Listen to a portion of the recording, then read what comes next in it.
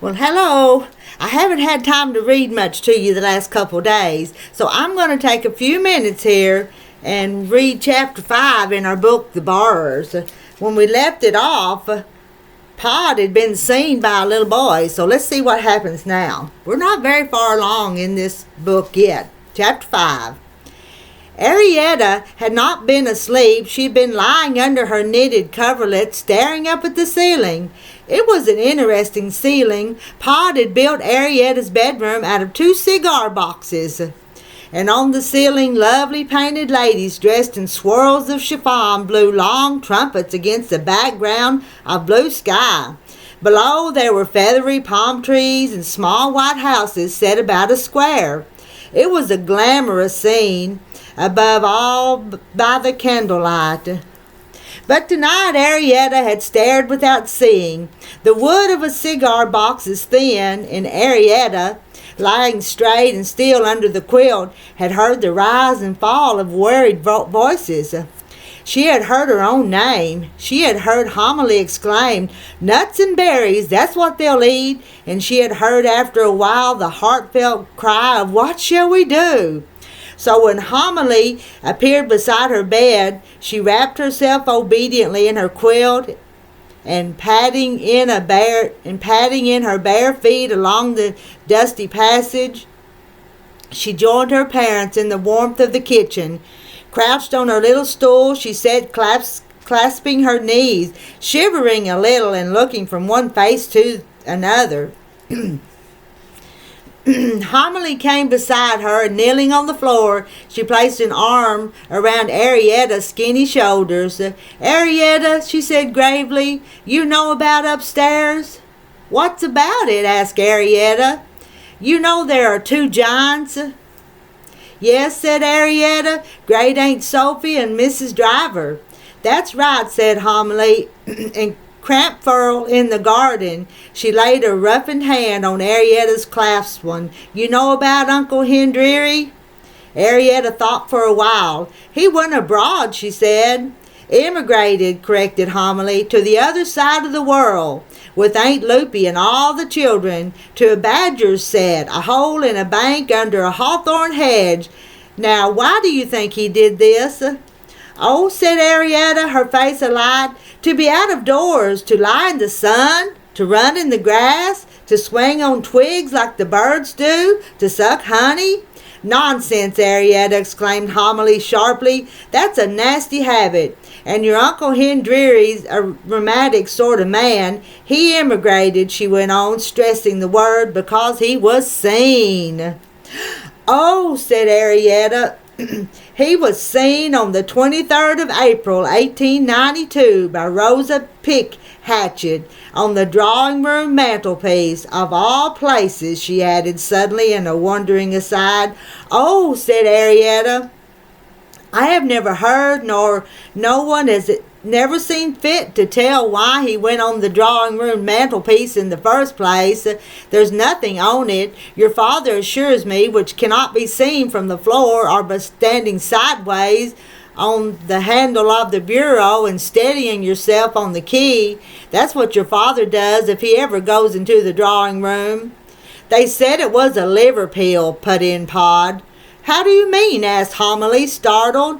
"A liver pill for Loopy." Pod spoke wearily. "Someone started a rumor," he went on, "that there were liver pills on the drawing-room mantelpiece." "Oh," said Homily, and looked thoughtful. "I never heard that." "All the same," she exclaimed, "it was stupid and foolhardy. There's no way down except by the bell pull." She dusted him, they say, with a feather duster, and he stood so still alongside of Cupid that she might never have noticed him if he hadn't sneezed. She was new, you see, and didn't know the ornaments. We heard her screeching right here under the kitchen, and they could never get her to clean anything much after that wasn't chairs or tables, least of all the tiger skin rug. "I don't hardly ever bother with the drawing room," said Pod. "Everything's got its place, like, and they see what goes. There might be a little something left on the table or down the side of a chair, but not without there's been company. and there never is no company, not for the last 10 or 12 years. Sitting here in this chair, I can tell you by heart every blessed thing that's in that drawing room, working around from the cabinet by the window to the... There's a mid of things in the cabinet, interrupted Homily. Solid silver, some of them. A solid silver violin they got there, strings and all. Just right for our Arrierety. What's the good, asked Pod, of such things behind glass? Couldn't you break it? Suggested Arrierety. Just a corner, just a little tap, her voice faltered as she saw the shocked amazement on her father's face. Listen here, Arrierety, began Homily angrily, and then she controlled herself and patted Arriety's clasped hand. She don't know much about borrowing, she explained to Pod. You can't blame her. She turned again to Arrierety. Borrowing is a skilled job, an art like. Of all the families who've been in this house, there's only us left. And do you know why? Because your father, Arrierety, is the best borrower that's been known in these parts since, well, before your granddad's time. Even your Aunt Loopy admitted that much. When he was younger, I've seen your father walk the length of a laid dinner table after the gong was rung, taking a nut or sweet from every dish, and down by the fold in the tablecloth as the first people... Let me show you the maid that saw Uncle Henry. He sneezed as she was dusting. And down by a fold in the tablecloth as the first people came in at the door. He'd do it just for fun, wouldn't you, Pod? Pod smiled wanly. There weren't no sense in it, he said. Maybe, said Homily, but you did it. Who else would dare? I was younger then, said Pod. He sighed and turned to Arrierety. You don't break things, lass. That's not the way to do it. That's not borrowing. We were rich then, said Homily. Oh, we did have some lovely things. You were only a tot, Arrierety, and wouldn't remember. We had a whole suite of walnut furniture out of the doll's house, and a set of wine glasses in green glass, and a musical snuff box. And the cousins would come and we'd have parties. Do you remember, Pod?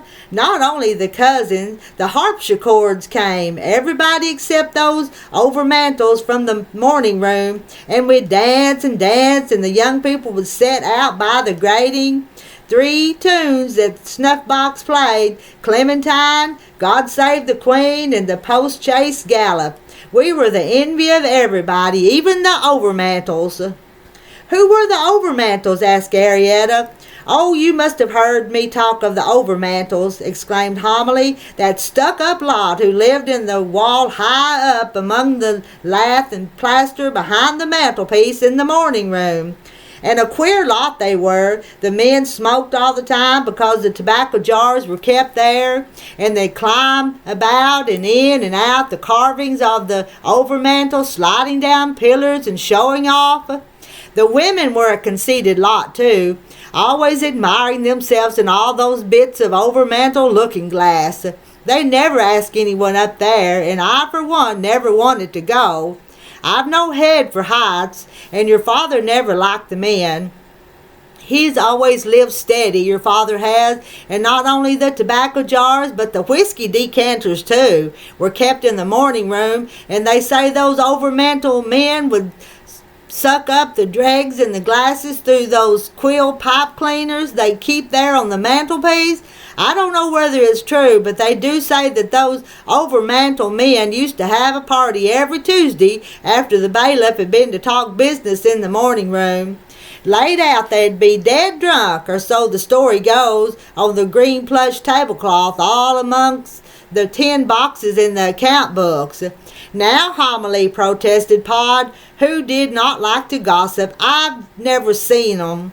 But you wouldn't put it past them, Pod. You said yourself when I married you not to call on the overmantels. They live so high, said Pod, that's all. Well, they were a lazy lot. That much you can't deny. They never had no kind of home life, kept themselves warm in winter by the heat of the morning room fire, and ate nothing but breakfast food. Breakfast, of course, was the only meal served in the morning room. What happened to them? Asked Arrierety.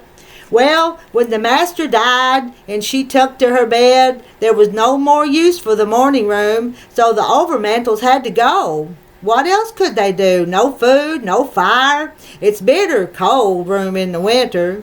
And the harpsichords? Asked Arrierety.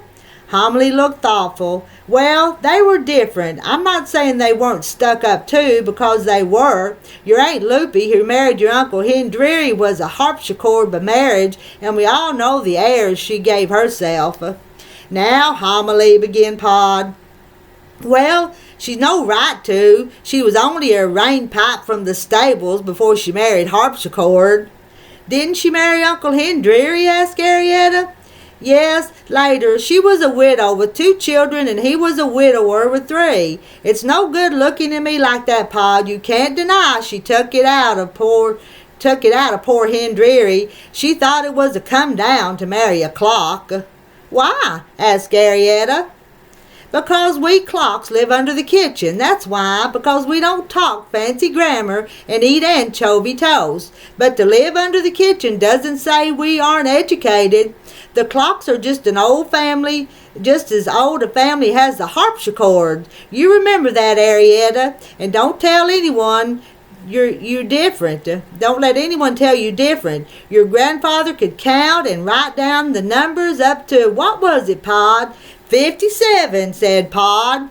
There, said Homily, 57. And your father can count. As you know, Arrierety, he can count and write down the numbers on and on, as far as it goes. How far does it go, Pod? Close on to 1,000, said Pod. There, exclaimed Homily, and he knows the alphabet, because he taught you, Arrierety, didn't he? And he would have been able to read, wouldn't you, Pod, if he hadn't had to start borrowing so young. Your Uncle Hendreary and your father had to go out borrowing at 13. Your age, Arrierety, think of it. But I should like, began Arrierety. So he didn't have your advantages, went on Homily breathlessly. And just because the harpsichords lived in the drawing room, they moved in there in 1837 to a hole in the wainscot just behind where the harpsichord used to stand, if ever there was one, which I doubt, and were really a family called Linen Press or some such name, changed it to harpsichord. What did they live on? Asked Arrierety in the drawing room. Afternoon tea, said Homily, nothing but afternoon tea. No wonder the children grew up peaky. Of course, in the old days it was better, muffins and crumpets and such, and good rich cakes and jams and jellies. And there was one old harpsichord who could remember a syllabub of an evening. But when they had to do their borrowing in such a rush, poor things, on wet days when the human beings sat all afternoon in the drawing room, the tea would be brought in and taken away again without a chance of the harpsichords getting near it. And on fine days it might be taken out into the garden. Loopy has told me that. Sometimes there were days and days when they lived on crumbs and on water out of the flower vases, so you can't be too hard on them. Their only comfort, poor things, was to show off a bit and wear evening dress and talk like ladies and gentlemen. Did you ever hear your Aunt Loopy talk? Yes? No? I can't remember. Oh, you should have heard her say parquet. That's the stuff the drawing room floor made of. Parquet. Parquet, she'd say. Oh, it was lovely. Come to think of it, your Aunt Loopy was the most stuck up of them all. Arrierety, shivering, said Pod. We didn't get the little maid up to talk about Aunt Loopy. Nor we did, cried Homily, suddenly contrite. You should have stopped me, Pod. There, my lamb, tuck this quilt right about you, and I'll get you a nice drop of piping hot soup. And yet, said Pod, as Homily, fussing at the stove, ladled soup into the teacup, we did in a way. Did what? Asked Homily. Get her here to talk about Aunt Loopy. Aunt Loopy, Uncle Hendreary, and he paused. Eagletina. Let her drink up her soup first, said Homily. There's no call for her to stop drinking, said Pod. And that's the end of chapter 5, and I'll read chapter 6 when I come back. Don't know what's going to happen to this family, Pod, Homily, and Arrierety. We'll have to find out.